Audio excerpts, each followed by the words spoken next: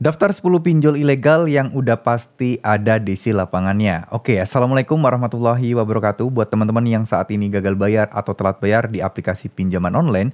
Dan teman-teman mungkin merasa, ya, wah galbe pinjol itu adalah sesuatu yang cukup menyebalkan, sesuatu yang cukup ngeselin, dan apalagi ada slik OJK-nya. Nah, kita akan bahas di video kali ini ya.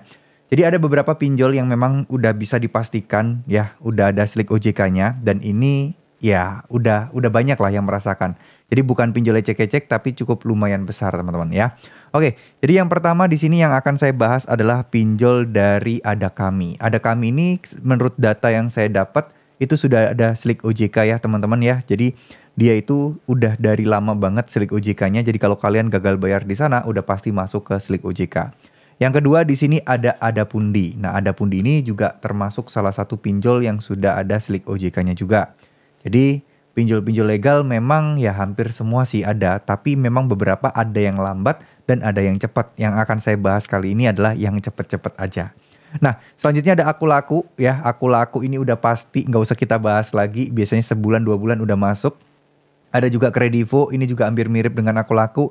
Ini udah bukan rahasia umum lagi ya. Terus kemudian selanjutnya ada Kredit Pintar, ini juga termasuk cukup banyak ya. DC lapangannya ada banyak, slik OJK-nya juga ada. Nah, ini termasuk salah satu pinjol-pinjol yang cukup berat sekali untuk digalbay ya. Lalu selanjutnya di sini ada Tunaiku. Tunaiku ini dari Amar Bank udah pasti jelas, malah mungkin bisa jadi lebih dulu ya. Sebelum pinjol-pinjol yang lain belum masuk slik OJK, ini mungkin lebih dulu gitu ya. Lalu kemudian di sini ada EasyCash. EasyCash meskipun belum punya DC lapangan tapi dia sudah ada DC lapangan. Tapi sudah ada slik OJK-nya ya. Terus kemudian di sini ada Shopee Paylater dan juga S-Pinjam gitu ya teman-teman ya. Itu udah ada, mereka juga udah masuk ke slik OJK.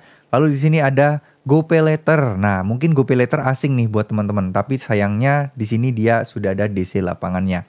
Lalu selanjutnya ada Rupiah Cepat. Rupiah Cepat ini juga sudah ada slik OJK dan juga ya DC lapangannya teman-teman ya.